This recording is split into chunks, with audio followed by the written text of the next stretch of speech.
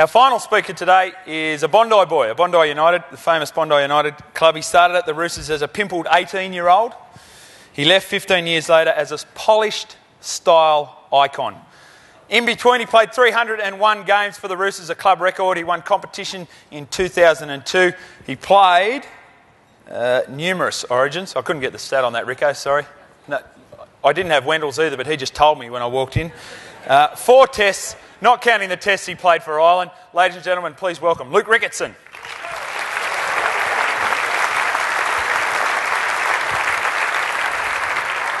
Hey, mate.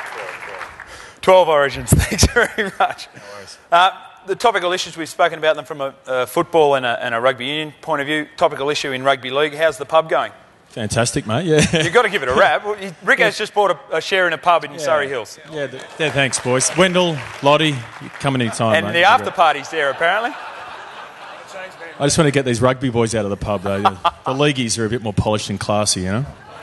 What about the league at the moment? A lot of people saying that the game is getting a little bit staid, a little bit boring. What's your thoughts? Of course it isn't. No, the league at the moment, I think, is getting better and better. You know, probably the biggest issue we've got at the moment is the player drain overseas. We look at the moment, there's a couple of teams that are really struggling and could probably do with a Trent Barrett or a Brian Fletcher. So the amount of players that are going overseas at the moment is affecting our game. So that's probably about the only issue we've got at the moment. I think apart from it, it's going from strength to strength. No problem with your players going overseas, Wayne? Sorry, although I do believe there's a strong AFL competition starting up in Fiji, we hear. So. Luke, best of luck today. Thank you very much, Jimmy. Well, the Yarmarning-wearing South Sydney Rabbitohs would have something to say about that. Peter? And the boys look fantastic in their money. I'm going to get Luke because he's far more qualified than me to talk about league. And I thought you were going to say Armani. Yeah, no. It's far more about Armani as well. And you know, I hear everything you say about. So it's a much easier game. That the ball is symmetrical and it rolls, and you don't have to think where it's going to be. It's a much easier game for people to play, which suits the people who play it. I think,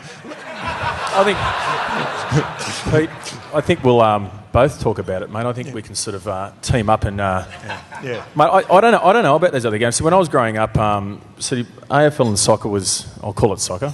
Yeah. Was a bit of a pansy game. Because that's its name. Its name is soccer. Soccer? It's soccer. Why does it? Sorry to interrupt, Luke. Why does it have a different name in Australia? Why does it? Why wasn't it football? Well, because the majority of Australians don't understand what football codes are about. And we named we call it the Australian Football League when it's predominantly played with the hands, and you know, ours is the one game which is played down here. with your feet, I hope. The rest of the world calls it. Was that with your feet, or where were you pointing there, Craig? I was worried about that. So Craig was referring to his feet, we believe, Luke. I think the biggest thing growing up as a kid, I think New South Wales being the premier state in Australia. Do you all agree? Correct. Yes. Yeah. Okay. Well, we didn't really hear about AFL until about 10 years ago when the Swans kind of started doing okay. So for me as a kid, we sort of really didn't know much about the AFL. I thought it was one of those, sort of strange games that they played elsewhere. So, but on the back end of that, league, I think, is the biggest show on Foxtel. Would you say, Pete? Can you guarantee? Most consistent. Biggest show on Foxtel at the moment? On Foxtel. Foxtel. Hang on, let me get this right. Craig, it's the biggest rating show on Foxtel. The biggest, this is our SBS cousin that's chipping exactly. in here. Yeah, very much so. Highest rating program show. On Channel 9 too. That's free-to-air television, Craig. And I was getting to Channel 9. So, sorry. And of course Channel 9 going from strength to strength. But, yep, I think the premier game, as we all know. Pete, jump in, mate. You've probably got the stats on... Actually, I can see... Jimmy, what sort of... I was hearing before about the AFL and what's happened with rugby. Rugby league's been infamous over the years with these sort of incidents. I think when I first started playing football, my biggest heroes, the people I followed, and the people I actually got in the game to support, it was a huge drinking culture. The stories when I first made Origin was about, the 3-day drinking benders and the crazy things they did on tour. So as a youngster playing rugby league, it was something that you live up to. You're 18 years of age, partying with 25-year-olds and thinking, well, I want to be like this guy. It's amazing how much that's changed and how a lot of people are still caught in that type of scenario. Is that a good thing or a bad thing? I think it's a good thing. Yeah, I think it's a good thing. I'm still a big believer in the bonding session or the getting closer to your teammates. But sometimes the way the media is these days and the way that you're perceived in the public, it's pretty easy to turn sour on you. So I think we're now learning to change our ways.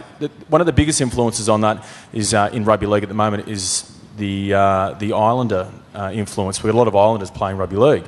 It's amazing when they come through and they get round the change sheds and play the guitar, sing songs, and here I am at 18. When I was 18, I'm thinking, let's go to the pub and let's have a good time. But that's amazing, the culture change that's come through rugby league at the moment. We've got a lot of young Christian kids, we've got young kids, Mormon kids, all these sort of things. After games at a hotel in Townsville, I'm thinking, let's go. This is going to be outstanding. We'll go and... Moose McGillicuddy's, wasn't it? The bullpen. The bullpen, all that sort of stuff. Great night out. Jimmy was there. Tell stories about you, Jimmy, too. I know all them.